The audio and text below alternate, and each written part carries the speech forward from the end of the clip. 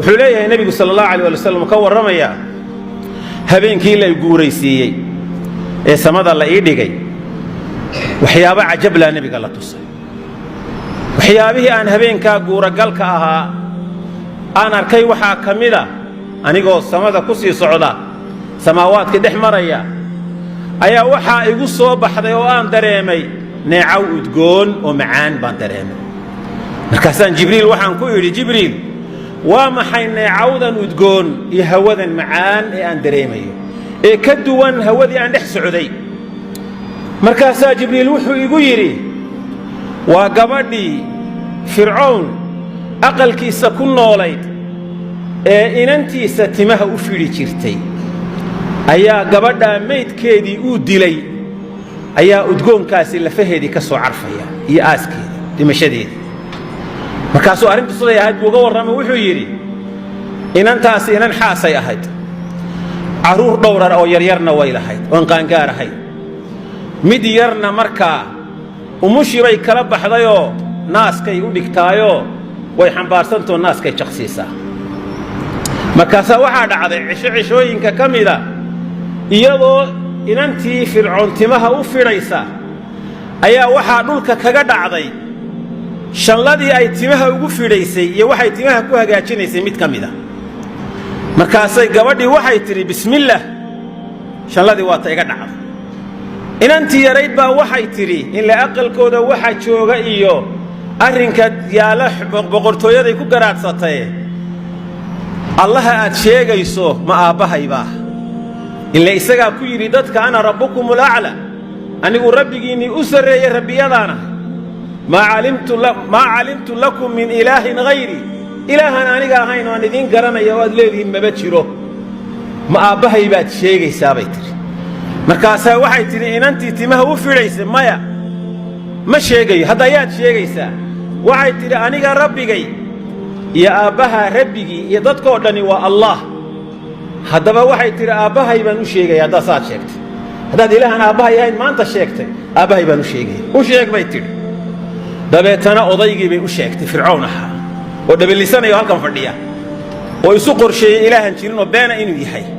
ummadana ku gumaysto u sheegay iigu yeedhay buu inanta aqalka joogta waa loo yeedhay ma adiga hadalkaa yidhi ilaah aan aniga ahayn miyaad sheegtay markaasay tiri haa rabbiga iyo rabbigaaba waa ilaahay subxaanahu wa tacaala markaasuu wuxuu yidhi dab ii shida riwaayadda xadiidku waxay leedahay wuxuu amray in dab loogu shido bibaqara ibnu athir markuu fasiraya wuxuu leeyahay laba micno waa suuragal dheri weyn oo sac hilibkii kariya inuu yiri dabka hala ii saaro waa suuragal dab weyn yani foorno ka samaysan suuradda dheriga suuradda dibiga ka samaysan in suuraddaasi ay tahay wuxuu wax ku cadaabi jirayna labadoo waa suuragal adigu wuxuu yiri dabka oogta hala ii shiro dabkii baa loo shiday iyada iyo ubadkeedaba keena buu yiri waa la keenay halkaas u soo fadhiistay markaasaa waxay ku tiri hal codsi baan leeyahay dambaan kaalay halka codsi ma ii yeelaysaa markaas tii waa ku sameynaya maxaa tahay codsigaa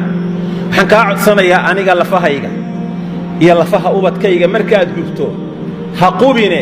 intaad ururiso mara ku rido naxabaalo godna gurid وسهل أنت بير وسمينيا قدامك الجبي محاكم عنا المهدي بيضو أركيسة مربى مد بعض كيسة لوجهده كاسو مر قرصة وجوجا مركي للسوق عريكي أي حنبار سنايد وهو يا واحد الشيء أي تقاعست دي بأصوير قرات إن كيبا مرك الله هذا دبر كذا سارنا وأفر تقوله أما أفر تقف النصوص أي شيء طيب سبني ماذا كهاد لي نبي عيسى يا إن كاس نصوص أي شيء طيب نبي الله عيسى ابن مريم صاحب جريج نينكي سو معدا لغا دميي وا غرانيسان بيلا تahay ninka ari jirka islaanti uu tagay ilmaha gogolaafka ka dhalay tiri ninkan caabidka bay ga dhalay inanka yaraaye ku marxaati furay ee caloosha dhabarka ku sidatay oo laba ah nabi yuusuf islaanti boqorku markay masabiday ki shaahidka ah inanka yaray aqalka jiifay ee marxaatiga furay iyo maxaan ku yiraahdaa inanka hadda ilmaha yar ee islaamtu xambaarsanayd maashidati ibnati fircawn isagaba hooyadii la hadlay marka yaa ummaah innaki cala alxaq hooyo xaq baad ku taagan tahay ha ka noqonin dabka galbi ku yidhi dabeetana dabkii bay gashay fircoon lafaheedii wixii dib u ururiyey god buu ku rida wuu aasay gabadhaasaa marka udgoonkeedii baa rasuulka iyadii ubadkeedii ku shahaado qaatay ilaahay kelmaddiisa loo dilay fircoon ninka caynkaasu ahaa adduunyada heerkaa ka gaaray waa bishan bishii ilaahay adduunka uu ka qabtay subxaanahu wa tacaala oo adduunyada ka xaadhay fircoon waa bisha tan weeyaan